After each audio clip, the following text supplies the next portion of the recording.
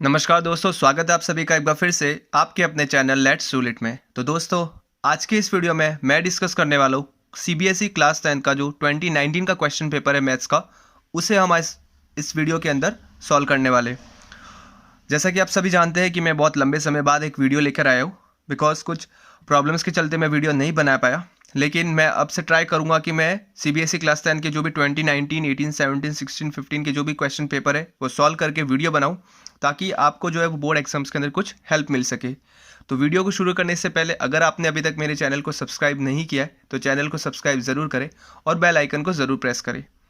तो चलिए इसी के साथ शुरू करते हैं आज का हमारा ये वीडियो।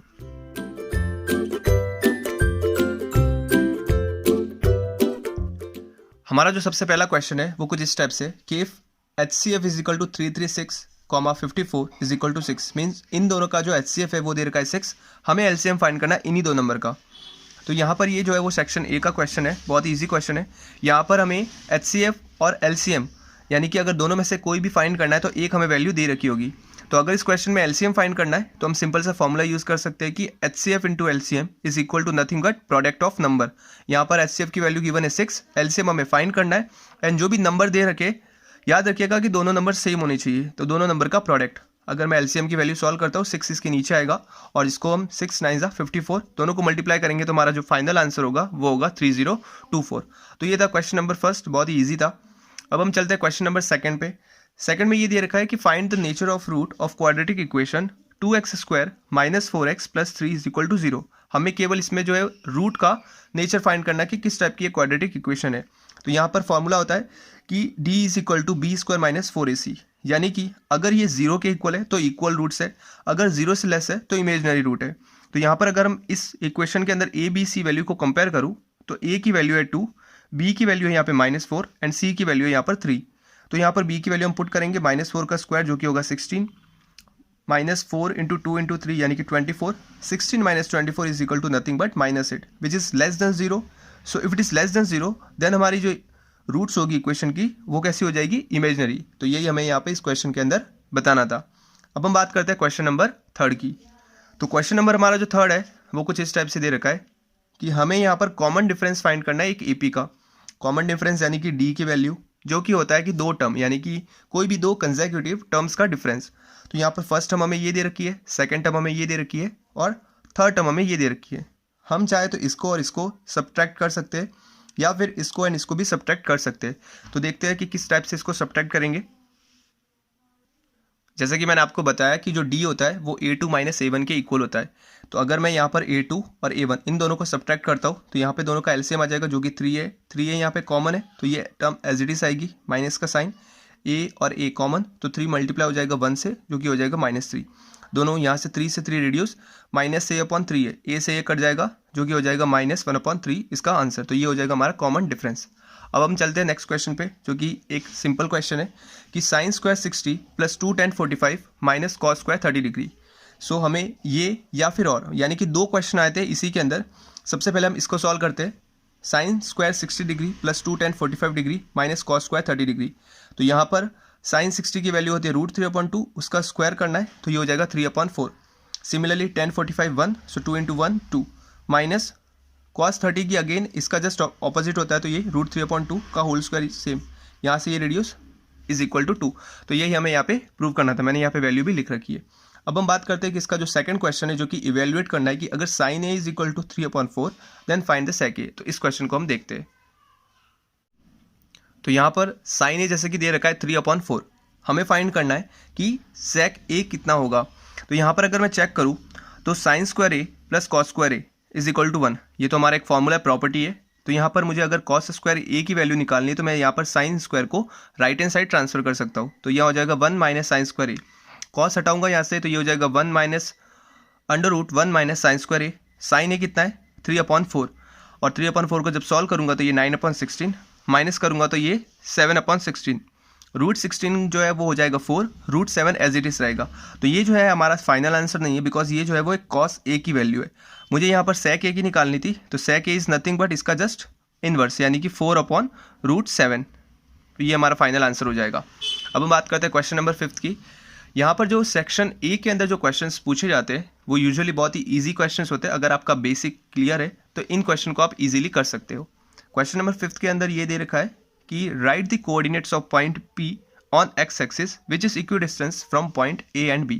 यानी कि हमें कुछ point A and point B, ये दो पॉइंट दे रखे हैं, एंड एक P ऐसा पॉइंट है जो दोनों से इक्विडिस्टेंस है। यानी कि इनडायरेक्टली हमें ये कहने की कोशिश कर रहा है कि ये जो P पॉइंट है वो एक मिड पॉइंट है इन दोनों पॉइंट का। और अगर मिड पॉइंट की वैल्यू निकालनी है तो बहुत ही ईजी फॉर्मूला है, x1 + x2/2 y1 + y2/2, where x1 and x2 are the coordinates of point A and x1 and y1 are the coordinate of point A and x2 and y2 are the coordinates of point P। तो हम इन दोनों को add करके इनकी value निकाल सकते हैं। तो अब हम इनकी वैल्यू फाइंड करते हैं। तो यहाँ पर जैसे कि इनकी जो वैल्यू रहेगी वो मैंने ऐड कर दिया x1 एंड x2 को, जो कि -2 + 6/2 जो कि हो जाएगा 4 एंड 0 + 0/2 जो कि हो जाएगा 0। तो यहाँ पे x एंड y के कोऑर्डिनेट हो जाएंगे -2, 0। अब हम बात करते हैं क्वेश्चन नंबर 6 की। यहाँ पर ये क्वेश्चन रिपीट हो गया था इसलिए यहाँ इसे इग्नोर करिएगा। क्वेश्चन नंबर 6 को हमें, इसमें भी दो क्वेश्चन है और में पूछे गए, तो हम एक एक करके देते दोनों को। तो सबसे पहला ये फिगर है इस क्वेश्चन का, यानी कि ABC is an isosceles right angle triangle eight C। यानी कि एक right angle triangle eight C with AC, यानी कि AC साइड दे रखी है 4। हमें फाइंड करनी है लेंथ ऑफ AB।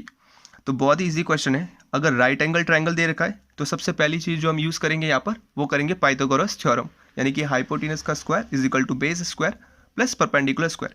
तो since it is an isosceles triangle तो यहाँ पर जो दो साइड होगी वो इक्वल होगी। तो यहाँ पर AC जो दे रखी है वो है 4। सो AC से मिलकर हम ये भी कह सकते हैं कि जो BC है वो भी हो जाएगी इक्वल, तो 4। मुझे फाइंड करना है यहाँ पे AB का square. AB is an hypotenuse in this triangle, तो AC square, AC is 4, BC is also 4। दोनों का स्क्वायर करेंगे 16 + 16 which is equal to 32।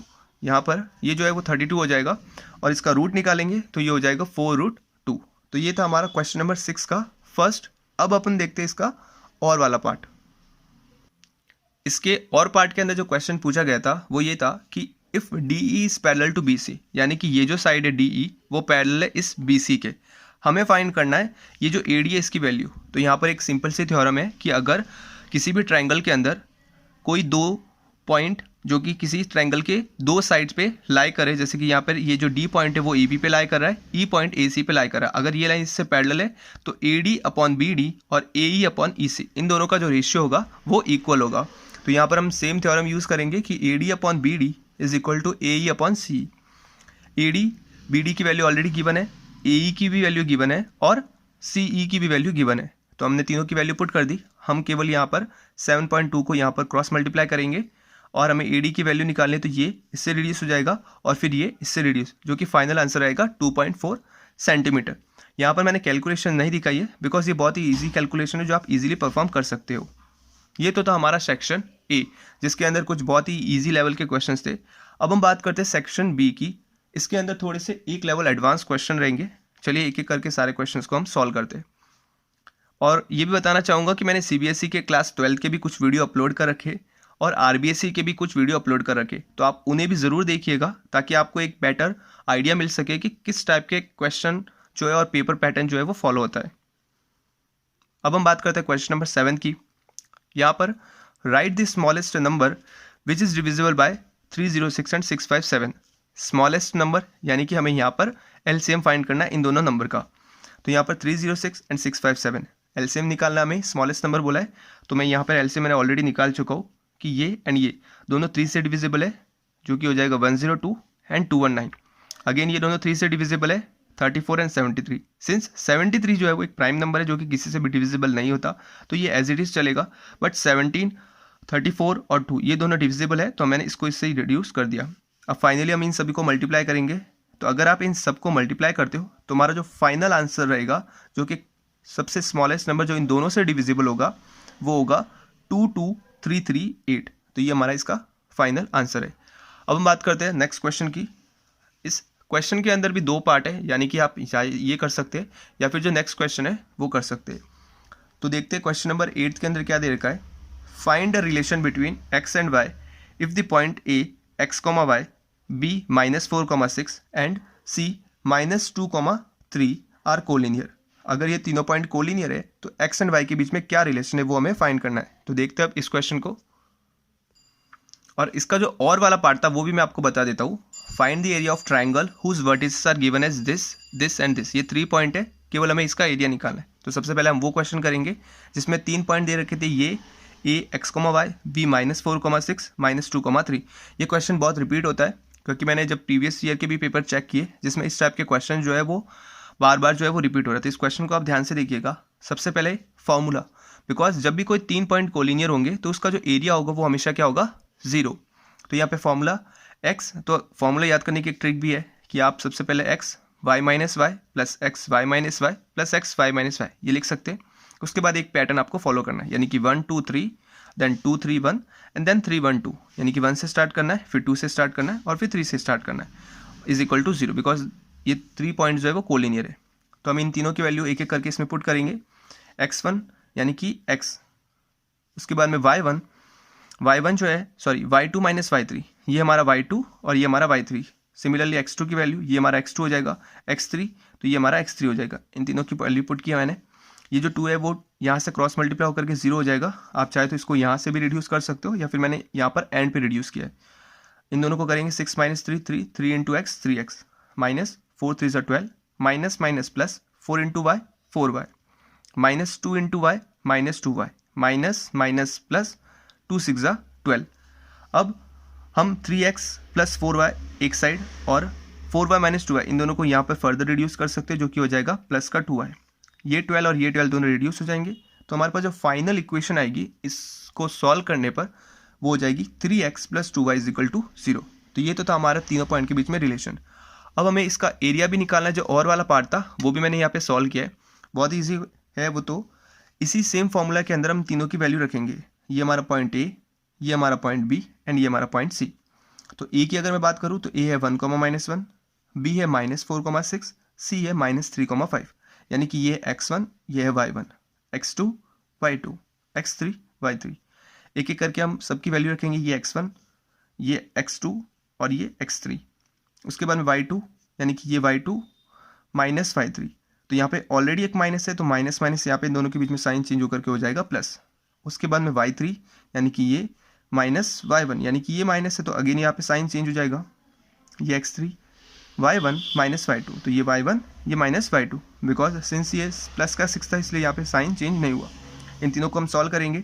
6 + 5 is equal to 11, minus 5 + 1 is equal to -4, -4 into -4 plus 16 then 21। Solve करेंगे 48/2, जो कि final हो जाएगा हमारा 24 स्क्वायर यूनिट। तो ये तो था हमारा ये क्वेश्चन जो कि और में पूछा गया था। अब हम बात करते हैं इसके अंदर आगे के क्वेश्चन की। सो क्वेश्चन नंबर 9 इस टाइप से कि the probability of selecting a blue marble at random from a jar that contain only blue, black and green marble is 1/5.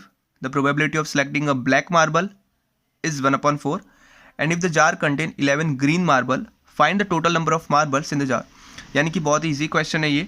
केवल यहाँ पर जो है क्वेश्चन को थोड़ा सा लेंथी बना दिया गया है कि यहाँ पर ब्लू मार्बल को सिलेक्ट करने की प्रोबेबिलिटी हमें दे रखी है 1/5, ब्लैक मार्बल को सिलेक्ट करने की प्रोबेबिलिटी दे रखी है 1/4, एंड हमें फाइंड करना है कि ग्रीन मार्बल की क्या प्रोबेबिलिटी होगी if a jar contain 11 green marbles.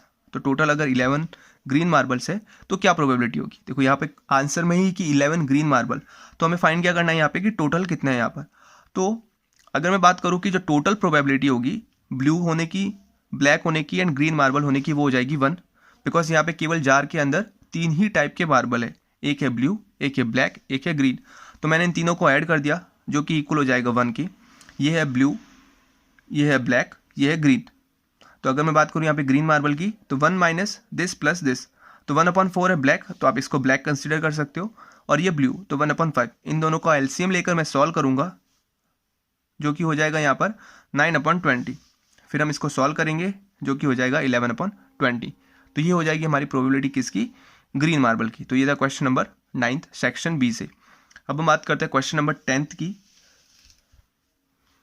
Question number 10 जो है उसमें हमें इस टाइप से दे रखा है कि फाइंड द वैल्यू ऑफ के so that the pair of equation x + 2y = 5, 3x + ky + 15 = 0 has a unique solution. तो यहाँ पर जो चैप्टर 3 है क्लास 10 का एनसीईआरटी के अंदर, उसमें ये टॉपिक आपको करना नहीं बोलना है, जिसमें हमें यूनिक सॉल्यूशन कब होता है, पैरेलल लाइंस कब होती है, या फिर हम कह सकते हैं कि इनफाइनाइट सोल्यूशन कब होते हैं, या फिर नो सोल्यूशन कब एग्जिस्ट करते हैं। तो ये सारा जो है वो एक इससे जो है वो चांसेस ज़्यादा होते हैं कि 2 नंबर का क्वेश्चन आ सके। जैसे कि ये जो है सेक्शन बी के अंदर क्वेश्चन पूछा गया, बहुत ही ईजी क्वेश्चन है अगर आपको वो कंसेप्ट आपके क्लियर है। तो यूनिक सोल्यूशन कब होता है, जब दो इक्वेशन के अंदर रेशियो a1/a2 और उसके b1/b2 इन दोनों का रेशियो अगर इक्वल नहीं होता है तो उस केस के अंदर यूनिक सोल्यूशन एग्जिस्ट करता है। तो अगर मैं इन दोनों इक्वेशन को कंपेयर करूँ, इस वाले और इस वाले को, तो a1 है यहाँ पर 1, a2 है यहाँ पर 3, b1 है यहाँ पर 2 और b2 है यहाँ पर k, यानी कि ये दोनों इक्वल नहीं होंगे, उस केस के अंदर इसमें यूनिक सोल्यूशन होंगे। तो हम सिंपल सा इन दोनों की वैल्यू यहाँ पे पुट करेंगे और k की वैल्यू फाइंड करेंगे। तो मैंने यहाँ पर दोनों की वैल्यू रखी 1, 3, 2 एंड k को इधर भेजा क्रॉस मल्टीप्लाई में, means k is not equal to 6। अगर k 6 के इक्वल नहीं होता है तो उस केस के अंदर उसमें यूनिक सोल्यूशन एग्जिस्ट करेंगे। तो ये था क्वेश्चन नंबर 10। अब बात करते हैं क्वेश्चन नंबर 11 की। तो क्वेश्चन नंबर 11 के अंदर 2 पार्ट है, यानी कि ये भी क्वेश्चन और में आया था। मैंने 11 के बाद सीधा 12 किया है, मैं आपको 11 का सेकंड पार्ट भी करवाने वाला हूँ। तो द क्वेश्चन ये था, the larger of 2 supplementary angle exceed the smaller by 18 degree, find the angles. यानी कि ये दे रखा है कि जो लार्जर एंगल है सप्लीमेंट्री एंगल के अंदर, वो स्मॉलर को एक्सीड कर रहा है 18 डिग्री से। तो मैंने मान लिया कि लार्जर एंगल x है, तो हमें मालूम है सप्लीमेंट्री एंगल वो होते हैं जिनका सम 180 होता है। तो अगर एक x डिग्री है तो दूसरा हो जाएगा 180 माइनस x डिग्री। अब बात करते हैं हम यहाँ पे क्वेश्चन में क्या दे रखा है कि जो लार्जर एंगल है वो स्मॉलर से 18 डिग्री जो है वो एक्सीड कर रहा है, यानी कि वो ज़्यादा है उससे। तो मैंने 18 को ऐड कर दिया, अब मैं x को वहाँ पर ट्रांसफ़र करता हूँ, तो ये x plus x 2x, 180 plus 18 जो कि हो जाएगा 198, डिवाइड करूँगा तो x की वैल्यू हो जाएगी 99। अब मुझे x अगर 99 है तो ऑब्वियस है कि मैं इसमें से माइनस करूँगा तो हमारे पास स्मॉलर एंगल भी आ जाएगा जो कि हो जाएगा 81। तो ये तो था क्वेश्चन 11। आगे हम क्वेश्चन 11 का और वाला पार्ट भी करेंगे, उससे पहले क्वेश्चन नंबर 12 देख लेते हैं हम। तो यहाँ पर हमें फाइंड क्या करना है, मॉड निकालना है of the following frequency distribution. तो ये फ्रीक्वेंसी डिस्ट्रीब्यूशन दे रखी है, तो मीन, मॉड और मीडियन, इन तीनों के अंदर अगर आपको फॉर्मूला याद है तो आप इजीली इन क्वेश्चंस को कर सकते हो। क्लास इंटरवल दे रखा है एंड फ्रीक्वेंसी दे रखी है, तो मॉड निकालना है। तो हम देखते हैं कि इस क्वेश्चन को हम कैसे करेंगे। तो मॉड निकालने के लिए हमें जो सबसे पहली जो रिक्वायरमेंट है वो है मैक्सिमम फ्रीक्वेंसी, यानी कि जो भी डिस्ट्रीब्यूशन दे रखा है उन सभी के अंदर सबसे मैक्सिमम फ्रीक्वेंसी कौन सी है। तो अगर मैं चेक करूँ तो सबसे मैक्सिमम फ्रीक्वेंसी हमारी 50, और उस 50 के क्लास इंटरवल है 35 टू 40 के क्लास इंटरवल के अंदर सबसे मैक्सिमम फ्रीक्वेंसी जो कि है 50। तो हम यहाँ पे मोड का फॉर्मूला यूज़ करेंगे जो कि होता है एल यानी कि lower interval plus f1 minus f0 upon 2f1 minus f0 minus f2 into h। यानी कि f1 होती है कि हमारे जो भी इसके जो फ्रीक्वेंसी है, यानी कि ये हो जाएगा हमारा f1, इसके अबोव वाली हो जाएगी f0 और इसके नीचे वाली हो जाएगी यहाँ पर हमारे पास f2। तो अगर मैं आपको फिर से जो है वो टेबल दिखाऊँ तो हमारी टेबल जो है वो कुछ इस टाइप से है। हमारी जो टेबल है वो कुछ इस टाइप से है कि ये हमारी मैक्सिमम है, ये जो कि यहाँ पर मैंने, अगर आप वैल्यू चेक करेंगे इसकी तो आप वैल्यू चेक कर सकते हैं इस टेबल के अंदर कि यहाँ पे मैंने क्या रखा है। तो यहाँ पर ये है हमारा f1, उसके बाद मैं f0 की बात करूँ तो इसके पहले वाला f0 हो जाएगा और इसके बाद वाला f2 हो जाएगा। तो यहाँ पर आप टेबल के अकॉर्डिंग पुट कर सकते हो। तो अब देखते हैं हम इस क्वेश्चन को। तो मैंने यहाँ पर f1 माइनस f0 की वैल्यू रखी, f1 है 50 minus f0 2 into f1 that is 2 into 50 100 minus 34 minus 42 into h होता है इन दोनों का डिफरेंस जो कि यहाँ पे ऑब्वियस कितना है 5 है। अब हम इसको सॉल्व करेंगे। 15 minus 34 is nothing but 16, 100 minus 2, 4 plus 2 6 and 4 plus 3 7 and that is 100 minus 76 which is 24 into 5। इसको सॉल्व करेंगे दैट इज 4/6। अगेन इसको सॉल्व करेंगे 20/6 और डिवाइड करने पर ऐड करेंगे तो ये हो जाएगा 38.33, यानी कि इनका 3.33 समथिंग आएगा। दोनों को ऐड करेंगे तो ये हमारे हो जाएगा मॉड इस क्वेश्चन के अंदर। तो ये था क्वेश्चन नंबर 11। अब हम बात करते हैं कि जो 11th के अंदर जो और पार्ट के अंदर जो क्वेश्चन पूछा गया था वो कौन सा था। यानी कि आपको या तो वो करना था सप्लीमेंट्री एंगल जो कि स्मॉलर जो है लार्जर जो है स्मॉलर को एक्सीड करे 18, या फिर आपको ये एज वाला क्वेश्चन करना था। तो यहाँ पर जो एज वाले क्वेश्चंस होते हैं और जो स्पीड वाले क्वेश्चंस होते हैं, यानी कि दो जो है वो अपोजिट साइड से कोई स्पीड या फिर कार जो है वो चल रही है, उस टाइप के क्वेश्चन जो है वो अक्सर पूछे जाते हैं। अब हम बात करते हैं इस क्वेश्चन की। सबसे पहले क्वेश्चन समझ लेते हैं कि क्या बोल रहा है क्वेश्चन के अंदर। तो ये Sumit is 3 time as old has his son, यानी कि जो सुमित है वो 3 टाइम है as old has his son. 5 years later he shall be 2.5 as old as is son, यानी कि 5 साल बाद में उसकी जो एज हो जाएगी वो 2.5 हो जाएगी, यानी कि समथिंग 5/2 हो जाएगी। How old is Sumit at present, हमें यहाँ पर सुमित की एज निकालनी है। तो याद रखिएगा कि जब भी हम किसी चीज़ को यहाँ पर लेट करते हैं तो हमें ये ध्यान रखना है कि हम वैल्यू हमेशा x की निकालेंगे, और क्वेश्चन के अकॉर्डिंग अगर सुमित की पूछा है तो जो भी हम यहाँ पे लेट करेंगे, जैसे कि अगर यहाँ पर इन केस में 3x है तो उसको 3 से मल्टीप्लाई करने के बाद ही सुमित की एज हमें फाइंड होगी। अदरवाइज बहुत सारे x की वैल्यू निकाल करके वहाँ पर ही छोड़ देते, तो वो भी एक माइनर मिस्टेक होती है जिसका आपका नंबर जो है वो वहाँ पर डिडक्ट हो सकता है, तो उसका ध्यान रखिएगा। तो मैंने माना कि जो सन की एज है वो है x, अगर सन की एज x है तो यहाँ पर गिवन है कि सुमित की एज जो है वो उसकी 3 टाइम्स है, तो यहाँ पर x into 3 that is 3x। अब 5 ईयर लेटर यानी कि x में भी 5 को ऐड करेंगे और इसमें भी 5 को ऐड करेंगे, तो मैंने x में भी 5 को ऐड किया, इसमें भी 5 को ऐड किया, और ऐसा करने पर जो एज है किसकी, he shall be 2.5 as old as a son, अपने सन से 2.5 वो क्या हो जाएगा ओल्ड, मतलब ये सुमित की एज है तो अपने सन की एज से वो 2.5 यानी कि 5/2 और ज़्यादा हो गया। तो ये हमारा क्वेश्चन की इक्वेशन है। अब हम इसी को सॉल्व करेंगे और इसके अंदर वैल्यू फाइंड करेंगे, और अब हम इसको सॉल्व करेंगे तो ये हो जाएगा 3x + 10 = 5x + 25, 6x - 5x is x, 25 - 10 = 15, तो x यहाँ पे है 15। तो सुमित की जो प्रेजेंट एज हो जाएगी वो हो जाएगी 3 × 15 दैट इज 45 ईयर। तो ये थे हमारे क्वेश्चन जो है उसके सेक्शन A और सेक्शन B। यहाँ पर जो सेक्शन C है और जो सेक्शन D है वो मैं आपको इस वीडियो के पार्ट सेकंड में करवाने वाला हूँ, बिकॉज वीडियो ऑलरेडी बहुत लेंथी हो चुका है, इसलिए हम section C and section D के जो क्वेश्चन है वो पार्ट सेकंड के अंदर डिस्कस करेंगे। तो आज का वीडियो बस इतना ही। चैनल को सब्सक्राइब ज़रूर करिएगा और लाइक पे ज़रूर क्लिक कीजिएगा। Thank you so much.